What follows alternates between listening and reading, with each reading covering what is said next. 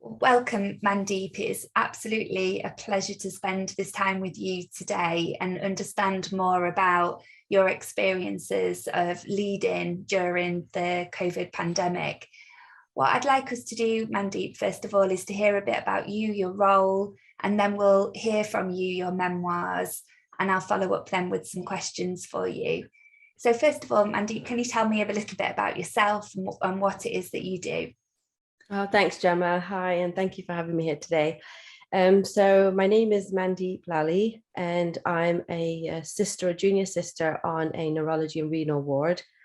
And I came into nursing actually quite later in my life, but it was sort of a passion that got ignited, I think, at that point.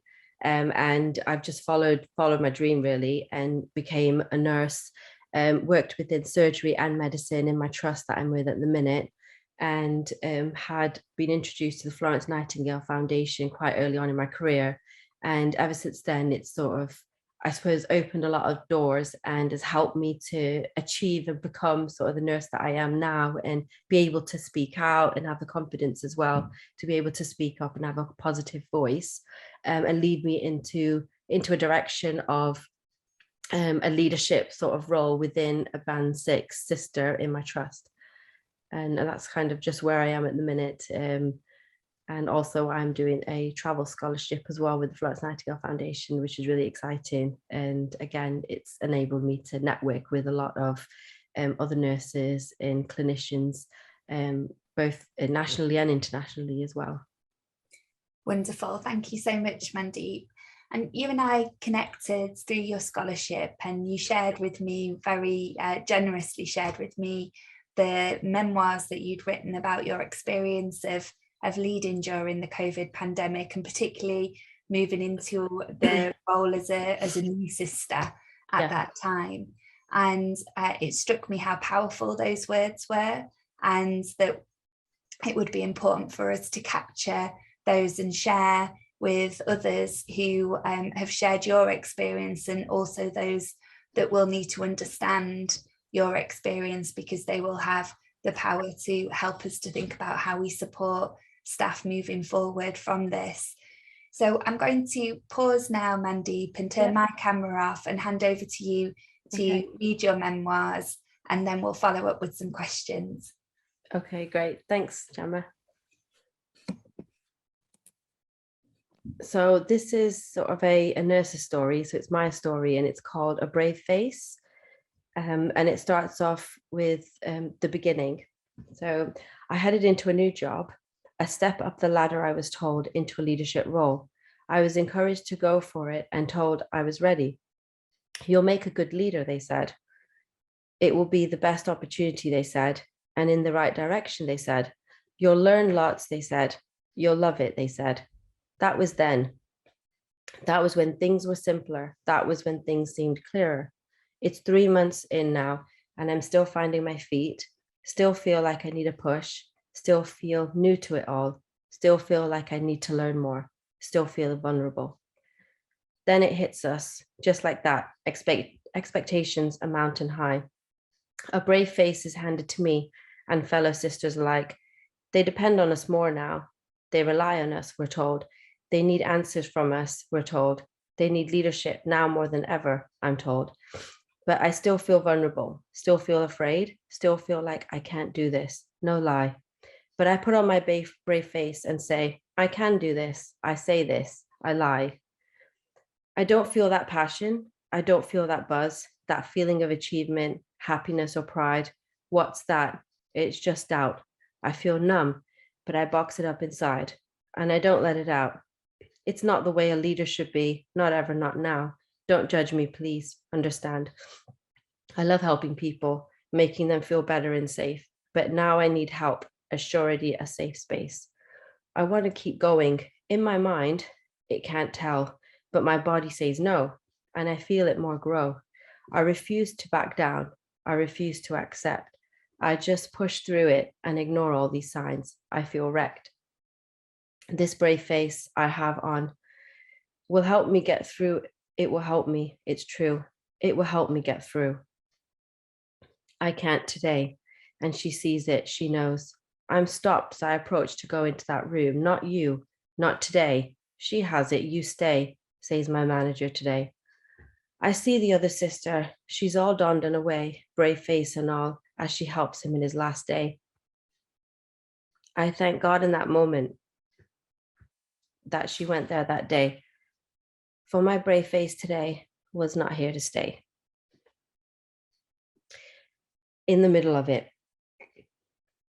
I wake up in the morning now, a constant worry, a constant thought of what if, a constant feeling of fear and dread. This is not why I became a nurse. This is not why I came to work. This is not how I want to feel, I keep telling myself. I say a little prayer before work once again. Please, God, help me. Please protect me and my family. Please help me to protect my sick patients who depend on me, who look at me for answers, a cure, anything, to just make them better, and whose families' voices I hear echoing in my ear, answering me to look after their mom, dad, sister, brother, or child, begging me for answers, a miracle I can't provide. Please, God, help me get through today, just today. Give me the strength to put on my brave face. I leave work at 6:20 a.m. My husband's driving me in. I sit quietly thinking, I hope today will be a better day. I hope my team, who I proudly stand by, are able to get through this difficult time. I don't even know if I can, but still I put on a brave face and say I'll try. I say goodbye to my husband and he sees right through me and he knows. I cry. My brave face can't fool him, not now, not ever. Who am I? I get to my ward and see my fellow team. Like my family they are, I just want to protect them, keep them safe, and I'll try. Their faces I see, and they look so tired, but they smile at me with their eyes, a mask covering their face, saying, "Good morning, sister, how are you?" "I'm fine." And I picture their brave face on, and it's just like mine. They're so strong. Why don't they know this? I'll tell them today. You can do this, I say.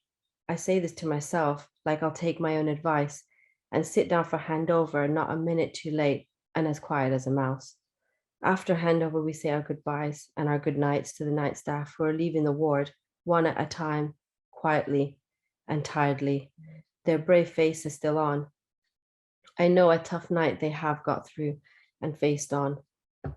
We begin our shift and it's 7:35 now. I wish it was 7:30 p.m. I wish there was no COVID. I wished all my patients could be discharged home today. I wish we could take these dreaded masks off. I wish I could breathe again. I wish for a lot of things that day. Oh, look, I see our ward manager's arrived early again. I feel a bit better now because I have her to lean on. I can talk to her now about how I feel. She's like my security blanket. No, she's like my rock. She's our rock. We all turn to in doubt, but I don't speak to her. Not yet, maybe later. I see her too with a brave face on as she smiles at me, putting on her face mask. She's so strong. How does she do it? This she does every day. How does she keep it together? I wonder all the time. Why do I struggle so much? I should be stronger. I should be braver. I keep on my brave face and then I just wonder. I carry on with my shift, listening to the consultants and doctors make difficult decisions day in, day out. They too, so tired, so worried for their patients, so frustrated by it all. They don't have all the answers, but it doesn't stop me from asking them these questions. I can tell by now, they too have their brave faces on, but it's heavy, like the weight of the world is on their shoulders. And it is.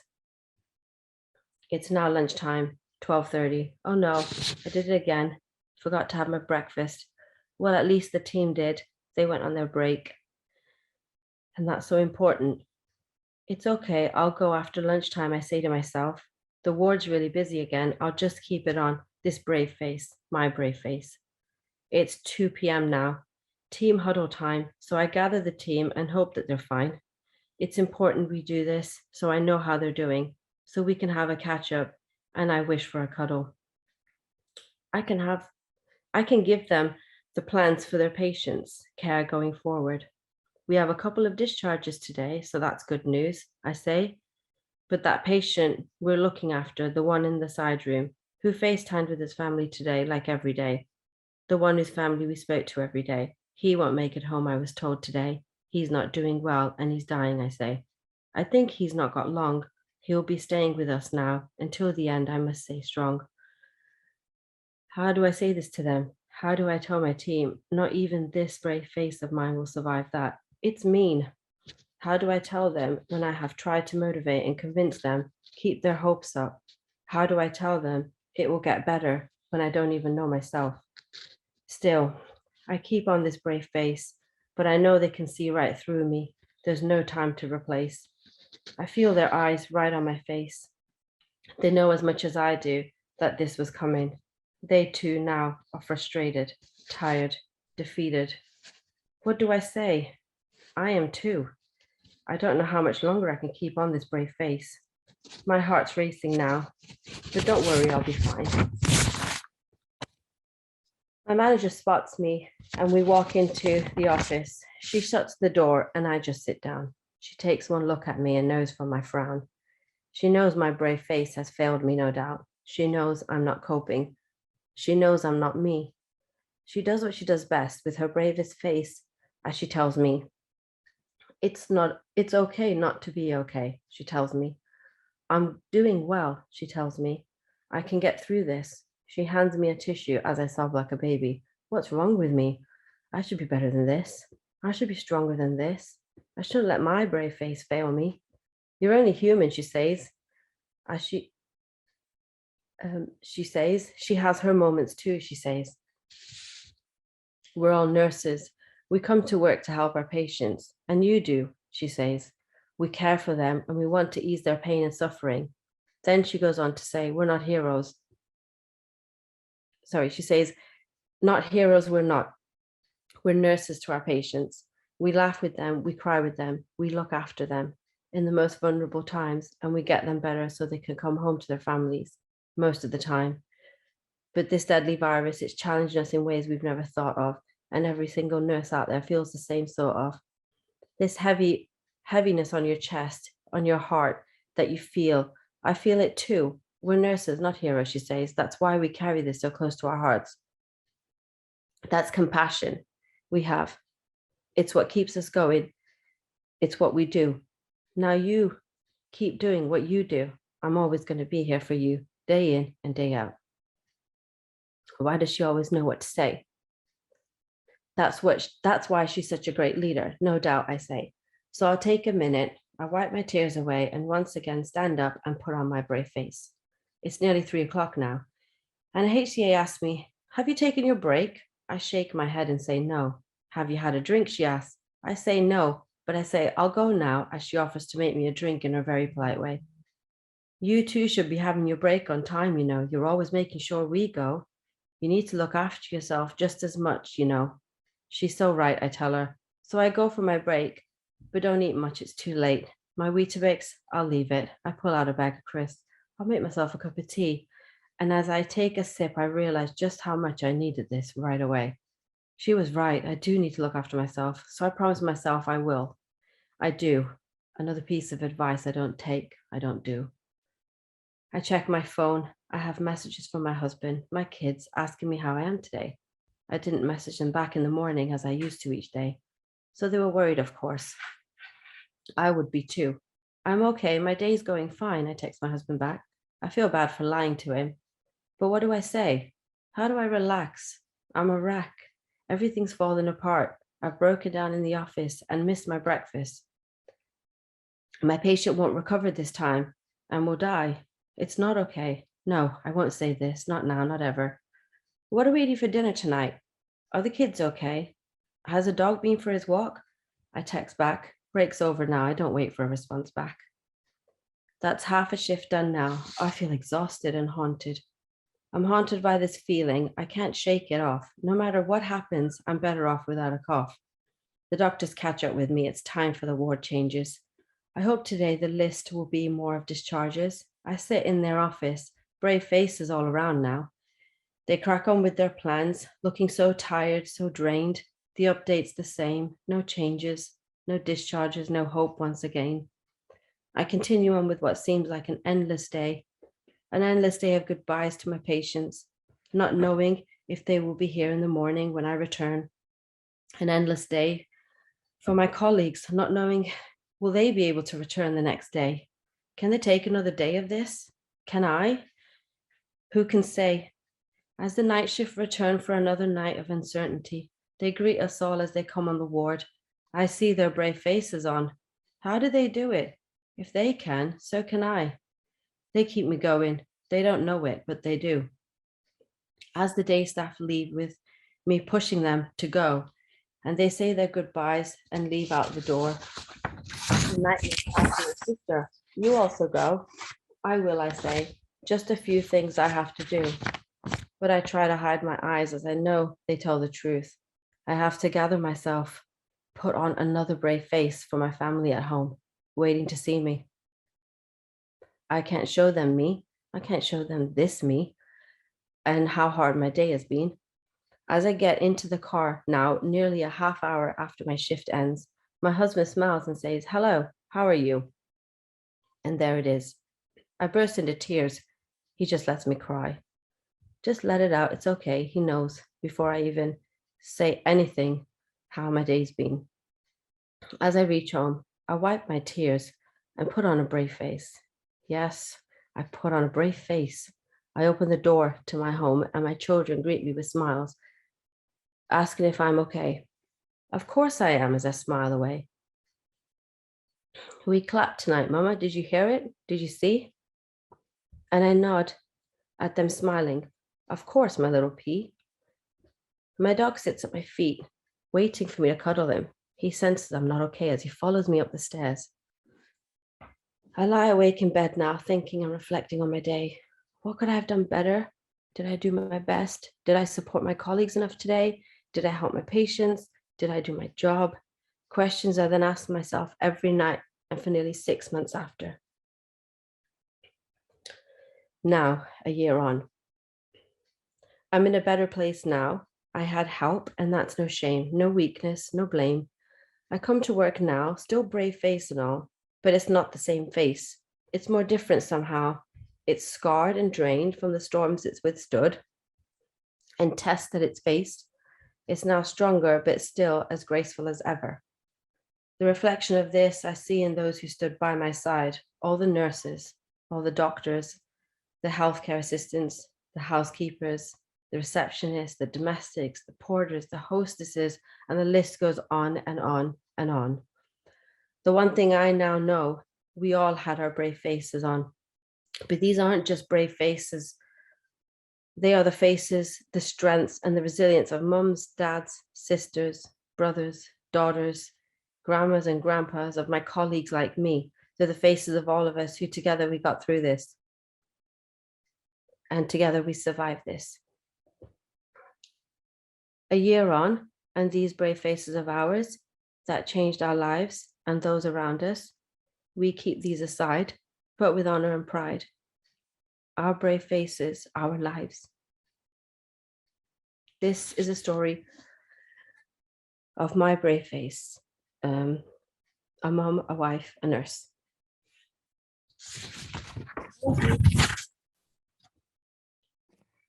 Wow, Mandeep, gosh, that's so incredibly powerful and so brave of you to share that with me, with everyone that will listen to this today. I think the significance is so strong because I know there will be so many others that relate to those words, and really by you sharing them and showing that vulnerability and that courage, you are a real role model and a leader. And so I really do appreciate you taking that leap to do that on our behalf, on their behalf. So thank you, Mandeep. Oh, you're welcome. When I wrote this, I wrote it over probably, it reads like a memoir of a day, but it was written over quite a few months. And it was at that time, 2, 3 in the morning when I'm just lying there. And that was my reflective time. Yes. And that's when I got, whatever I could get, a paper, my mobile phone, anything, and I just open it up and I would just let it out. And it was just written. So it was not in my head, it was not in my heart, it was out. And I felt this sort of relief and a little bit like a weight had been lifted. Even though I still felt a really big weight on me, I felt like a little bit of just being a little bit of relief from it. And it just every day, I just a little bit, or every now and then, I just write it and write it and write it. And then by the end of sort of a year on, kind of, I had 3 pages of what seemed like a memoir. It was just unintentional writing that just came out, and just emotions at the time, and things that had happened throughout the day that I'd witnessed or I'd seen, that I just felt that it needed to be said. Yes. But I wasn't confident in saying it to anyone, if that makes sense. Mm-hmm. Or I felt like I shouldn't have said it, or it was kind of something that you shouldn't speak about because you're expected and that's what you're supposed to do. But I realize now that no, it's something that needed to be said. Absolutely. And our work at the Florence Nightingale Foundation that's looking at how we can support or campaign really for support structures that give nurses and midwives that space to say these things in a way that they are able to reflect on the emotional impact of the work, and one of those being clinical supervision. And I just wonder, Mandeep, what you think the role of clinical supervision might have been during that period, had you have had access to that type of reflective space? For me, it's clinical supervision itself. It's a way of a nurse or a clinician or anyone to be able to reflect on themselves, on their practice in a positive way as well, to be able to develop from it and develop skills and knowledge from it. And at that time, I obviously in the beginning of it, when I speak about my emotions, I was sort of, I didn't know what was happening. I felt I had all these expectations. I didn't know if what I was doing was right. I didn't know if I was doing my best. I was second guessing everything that I was doing. And I think that restricted me in the way that I started to practice. And being restrictive like that, it brought barriers in the way that I was, it was nursing as well. I felt like I was a barrier to myself. Yes. And I was lucky enough to have somebody in a more senior position around me that saw that, and was able to sit down and allow me to, in that little office space that we had, to actually open up and speak. And obviously there was good things that she had said that still obviously are in my mind, that I've wrote about in my memoir, and that I still now go back to when I read my memoir. I think that if I hadn't had that opportunity at that point, my manager at the time hadn't recognized that, I think I probably would have kept suffering. You keep bottling up everything, and you fill it up, and you put it in a little box in your mind, and you keep filling it up, and I'll deal with it later, and I'll deal with it later, and I'll deal with it later. And you keep putting things in this box, and it's like Pandora's box, because when it does open up, it opens up, it explodes, and then it's too late, and you realize that you're burnt out, that you've let yourself down, you feel that it's not you.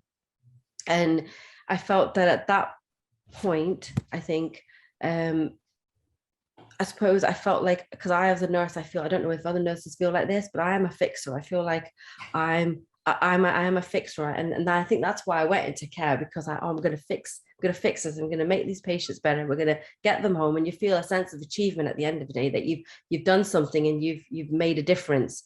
But I think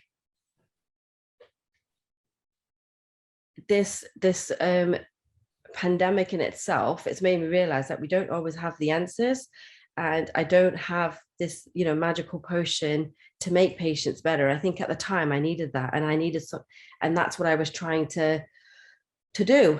And I think somebody just stepping in and saying, no, you don't need to do that, you're doing your best, continue to do your best, and just having that support there, and having somebody to speak to, and somebody acknowledge that, and allowing me the time to reflect and work on myself and look at my well-being is really, really important. And I think that that's something that needs addressing. as part of the clinical supervision and the importance of that. And it sounds like, Mandeep, you feel that you were fortunate that this was provided to you, and it was the relationship that you had with your manager that enabled you to access that support. What we know is that that's not widespread, and not everybody's experience of how they have been supported during the pandemic. What's your thoughts about that, about the way in which people are able to access this support and the impact of that? I mean, for me, my experience with clinical supervision, it's allowed me to become more self-aware and take charge and take care of my own well-being. I think just being able to take control of my own well-being and my own self has helped me to perform better. It's helped me to work, at work and at home as well. It's allowed me to develop myself overall, just as a person. And because I've done that, I now continually reflect on my practice, and I'm able to do that in a safe environment. And I know I have that support. And I think people don't, and there's always going to be someone that will listen. And I think as organizations, we need to be able to get that message out, because I don't think a lot of people realize that it's out there and there is somebody that will listen, and that it does help just talking about it. And it's not that you're a burden, and it's not that you're doing something wrong. It doesn't mean that you're a bad person or you're a bad nurse or doctor or whoever, or it could be anyone. It's making people realize that the help is out there, and that it's healthy to do this, and to reflect. Absolutely. So there's something about that permission, I think, is what you're saying, that organizations need to give permission to seek out what support is there. And as you say, to demystify it, this is about having somebody there that will listen ultimately, and allow you that safe space to reflect, and the impact and the implications of that for you have been so important. So you tell us what you think about what the organisation needs to do. What about policymakers and regulators, Mandeep? How can our organisations be supported by those structures to make clinical supervision something that is accessible and routinely accessed by all nurses and midwives? I mean, obviously, I've said that this sort of development is important because it encourages us to speak on it. It encourages us to reflect more, which will benefit our patients in the long run, because it will improve our performance, and will give us the opportunity to further develop as well, which is going to have an impact on the care that we deliver to our patients, which will then ensure that we won't burn out as well. I feel that the support that should be included could, training and development, training and education, timely appraisals. I think that's really, really important. And I'm a strong believer in appraisals. But in addition to that as well, professional development like CPD. So working towards that as well, I think is really, really important. I think that the organizations in general, they need to understand that this is a problem that's not going to just go away. They need to acknowledge this, and that it is an issue. Make time for us to be able to talk about it, to reflect, which is going to allow us to then learn from these experiences, and whether it be negative or positive. But I think having some sort of policy, having it in writing as well, having a structured framework will really, really, really help, including well-being as an aspect of it as well, including that it will be done in a supportive environment, including that it is going to be non-judgmental, and it is a safe space for anyone and everyone. And a dedicated, I think, time given as well, because, if you've not got that dedicated time to it, you're never going to be able to do it. So I think that's really, really important for me.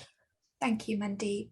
And if our regulators, our employers, our policymakers don't heed this message, what do you think the potential consequences could be as we continue to respond to the high level of demand, and the emotional impact continues to be extremely significant to the workforce? I mean, from my memoir, you can see how it's led to myself, how I felt at that time. Obviously, that was at the peak of when it first happened, but it doesn't mean that it's not happening now. And we're still feeling like that. Many people, if not worse, it's going to lead to less job satisfaction. It's going to lead to burnout. It's going to lead to nurses just not wanting to nurse, just not feeling that it's what they want to do. That passion's going to go. It's in the long run, if it's not addressed now, it's just going to get worse, and you're going to see more and more nurses leaving the profession. Not just nurses, just clinicians. On the whole, I think it's something that needs to be addressed across the whole NHS, to be honest. Thank you. So just to summarise there, Mandeep, it sounds like you're saying this is about professional development. It's about you being the best nurse that you can be, and the best leader that you can be. It's about you gaining support for your well-being and having that permission to be vulnerable within this work, because we are heroes, we are humans, and the work that we're doing is incredibly challenging. And as a consequence of that, this is about retention of our workforce, because unfortunately, if we don't attend to this, our nurses and midwives will be thinking that this is not a profession that they can stay within because of that personal cost that it's having towards them. Yeah, I totally agree. It's work it affects. It's not something as nurses and midwives, as you know, it's not just work. We take it home with us, and it sits with us, and it's there, and it just doesn't just affect us in work, it affects you outside of work, and it has an impact on your social life, it has an impact on your health and well-being, it has an impact on your family life. You feel like you're alone, you're isolated, and when you feel like that, you're not going to feel like you're good enough. You're not going to want to come to work. You're not going to have that job satisfaction, and you are going to burn out. Mm-hmm. And I think just over the last couple of years that we've had this, I think I've seen it happening, and everyone has acknowledged that it is an issue that's getting worse. And if we don't tackle it, and if we don't talk about it, and if we don't acknowledge that it's happening, it's just going to get worse. It's not going to go away. No, absolutely. Thank you, Mandeep. Gosh, those words so powerful, and I think so grounded in that real life experience that you've so courageously shared with us, means that this opinion that you hold is so incredibly powerful, and we hope that we can give you the platform for that viewpoint to be heard. We know that it represents the view of so many others that have been in your position over this last 2 years. So thank you so much. Thank you, Gemma. Thank you for listening. It's an absolute pleasure. Thank you.